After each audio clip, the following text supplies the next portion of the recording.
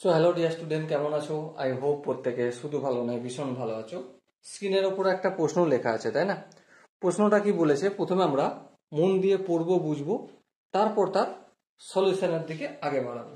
কি বলা আছে দেখো, 1 plus cos alpha into 1 plus cos beta plus 1 plus cos alpha beta gamma equal to 1 minus cos alpha into 1 minus cos beta into 1 minus cos gamma. Okay, হলে প্রমাণ করো যে উভয় পক্ষের মান plus minus sine alpha into sine beta into sine gamma এর সমান হবে। তো চলো প্রথমে আমরা একটা কাজ করি। কি কাজ? 1 plus cos alpha into 1 plus cos beta into 1 plus cos gamma equal to কি আছে, 1 মাইনাস আছে, এবারে minus cos alpha into 1 minus cos beta into 1 minus cos gamma equal to, আমি যদি কে ধরি বলো, কোনো আপত্তি রয়েছে? আই হোপ কারো আপত্তি হওয়ার কথা হবে না। আচ্ছা, যদি আপত্তি না থাকে তার মানে এটার মানও কে আর এটার মানও কে হয় কি? হ্যাঁ ঠিক। তাহলে চলো এটাই একটু সাজিয়ে লিখে নিই।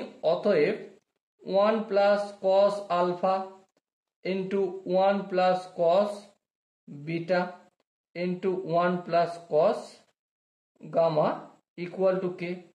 আবার 1 minus cos alpha into 1 minus cos beta into 1 minus cos gamma equal to k লিখলাম। বেশ, লিখলাম, কোনো আপত্তি নেই। এরপর ধ্যান দিয়ে লক্ষ্য করো, আমি যদি কে ইন্টু কে লিখি, কোনো আপত্তি রয়েছে? আই হোপ আপত্তি হওয়ার কথা নয়। তাহলে কে এর ভ্যালু কি? এটা চলো লিখে দাও, 1 plus cos alpha, 1 plus cos beta আর 1 প্লাস কস গামা। আর একটা কে আছে, এই কে এর ভ্যালু এটা, লিখে দাও 1 minus cos alpha into 1 minus cos beta into 1 minus cos gamma. এবার লক্ষ্য করো, কে আর কে গুণ করলে অবভিয়াসলি কে স্কোয়ার হয়।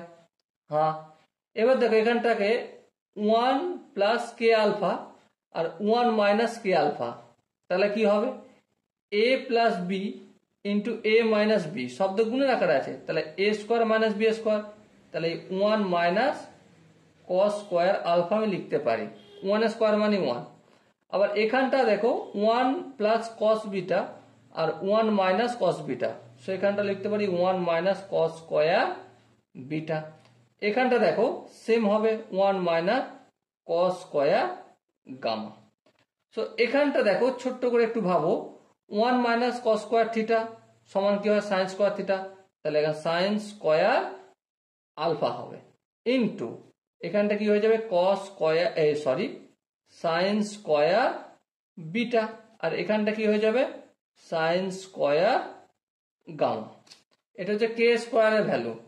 সো কে এর ভ্যালু কি? আচ্ছা দেখো সবগুলোরই স্কোয়ার আছে।